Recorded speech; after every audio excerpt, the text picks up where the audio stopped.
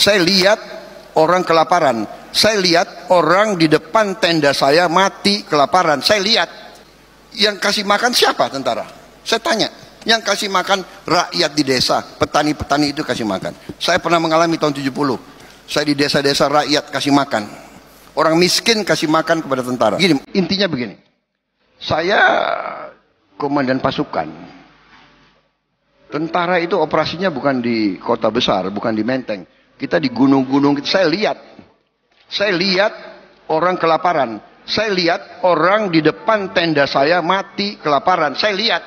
Anda tidak pernah lihat, saya lihat. Ya kan? Jadi di situ bagi saya masalah pangan itu utama. Dan sebagai tentara, sebagai komandan, kita mengerti bahwa tanpa pangan tidak ada peradaban. Tidak ada Republik Indonesia kalau tidak ada pangan. Kita waktu proklamasi 17 Agustus, kita perang lawan Belanda.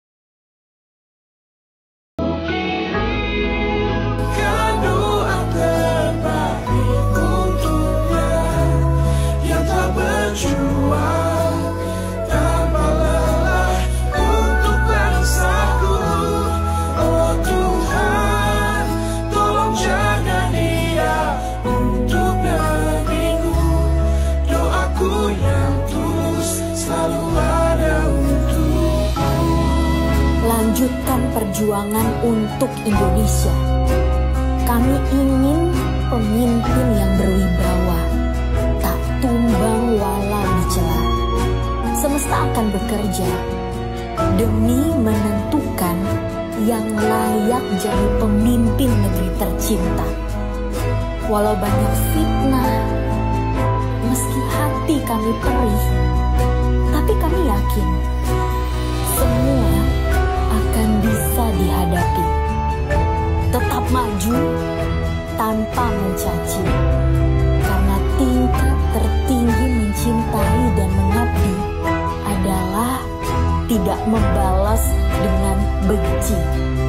Lanjutkan perjuangan ini demi cita-cita Bumi Pertiwi. Lanjutkan.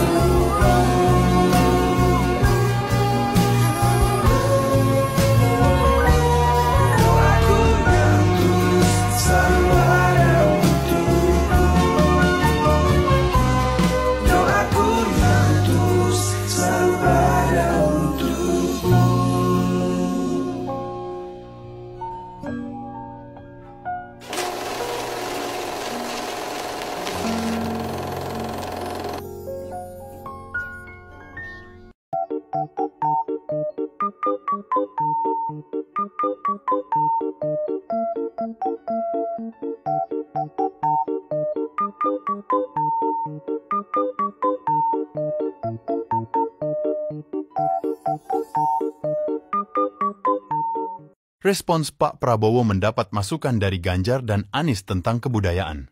Dan kita cukup fasilitasi mereka yang akan mengerjakan. Begitu, birokrasi tinggal duduk untuk melihat hasilnya. Perlu dibentuk dan kami berencana Kementerian Kebudayaan yang nantinya akan menjadi penyalur sumber daya dari negara untuk diberikan kepada kalangan budayawan agar mereka tumbuh berkembang membangun karya-karya kebudayaan yang luar biasa di Indonesia. Terima kasih.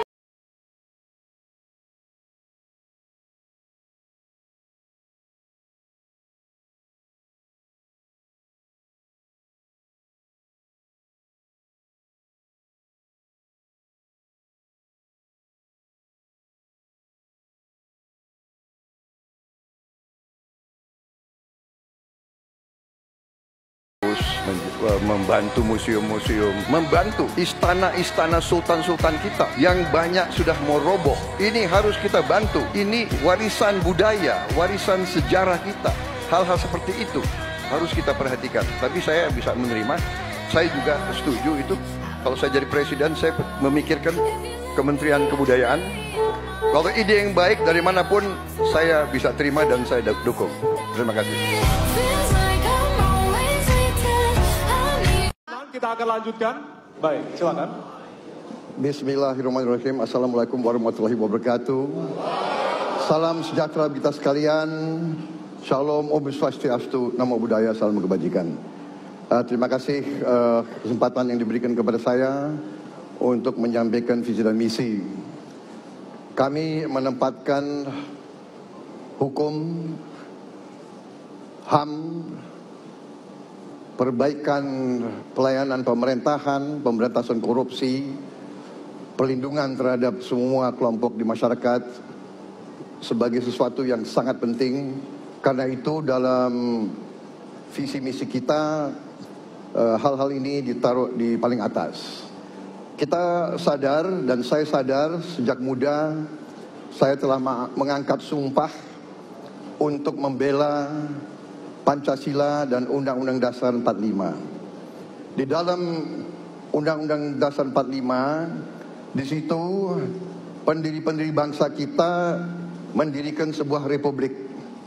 Republik itu harus didasarkan atas hukum dan kedaulatan rakyat.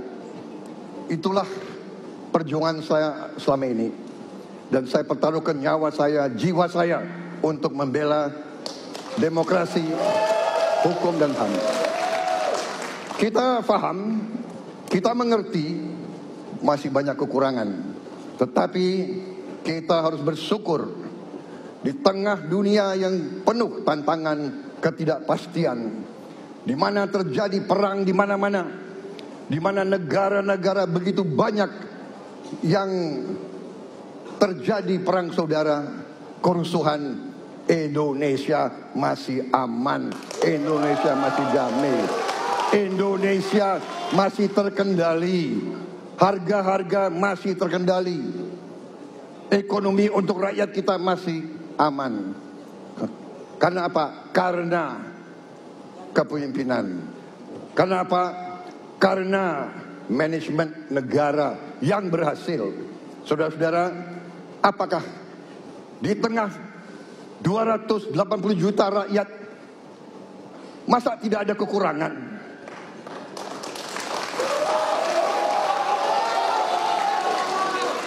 Tetapi kita harus arif, kita harus dewasa, dan kita tidak boleh munafik.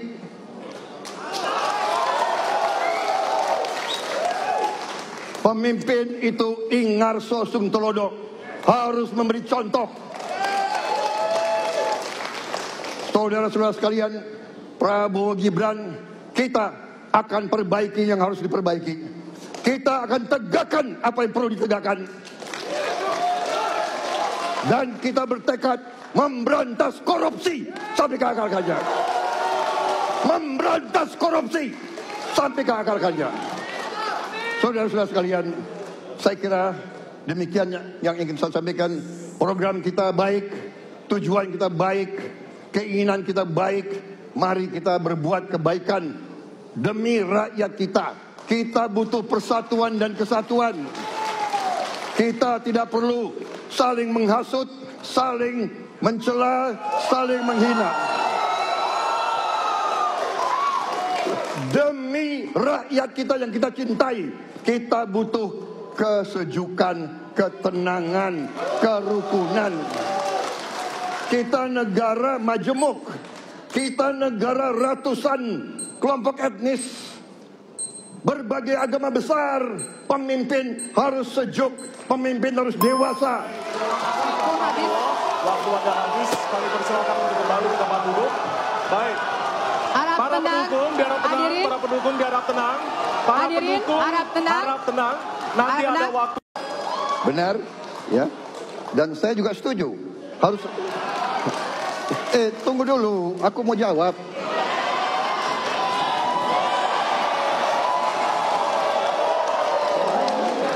Jadi benar keadilan, benar sekali harus ada keadilan.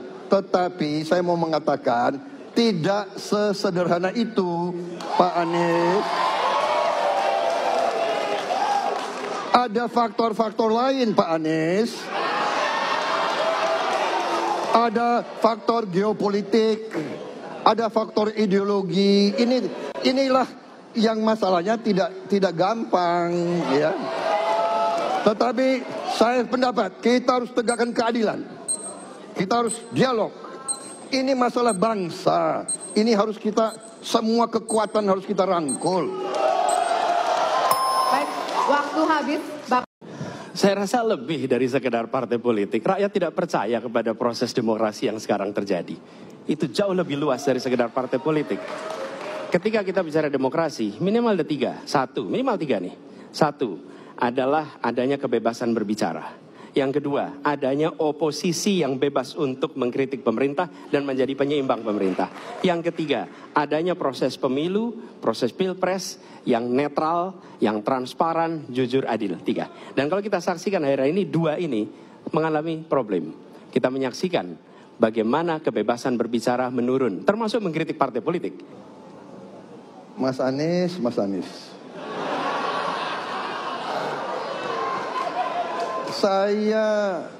Saya berpendapat Mas Anies ini agak berlebihan. Mas Anies mengeluh tentang demokrasi ini dan itu dan ini. Mas Anies dipilih jadi gubernur DKI menghadapi pemerintah yang berkuasa. Saya yang mengusung Bapak.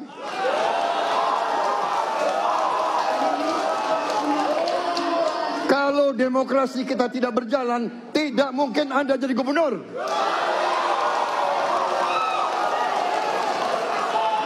Kalau Jokowi diktator, Anda tidak mungkin jadi gubernur. Saya waktu itu oposisi, Mas Anies. Anda ke rumah saya, kita oposisi, Anda terpilih. Kita ini bukan anak kecil, Mas Anies, ya. Anda juga paham, ya. Sudahlah, ya. Sekarang begini, intinya rakyat yang putuskan, rakyat yang menilai. Kalau rakyat tidak suka Prabowo dan Gibran, nggak usah pilih kami, saudara-saudara sekalian. Dan saya tidak takut tidak punya jabatan, Mas Anies. Sorry ya.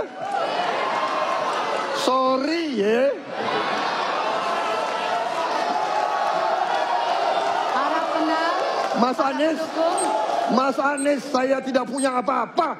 Saya sudah siap mati untuk negara ini. Saya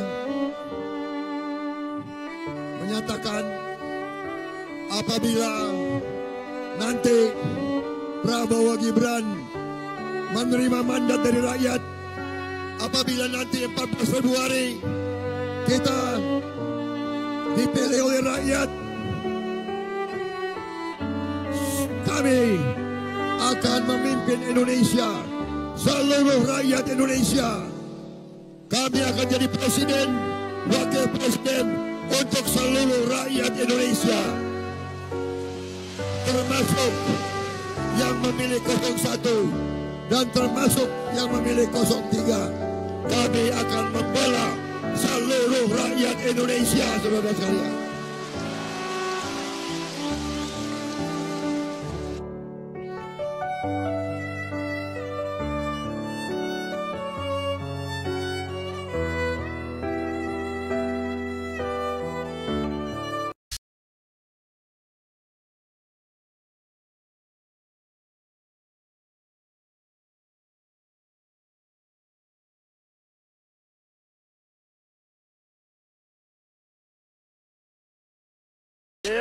Intinya rakyat yang putuskan, rakyat yang menilai. Kalau rakyat tidak suka Prabowo dan Gibran, nggak usah pilih kami, saudara.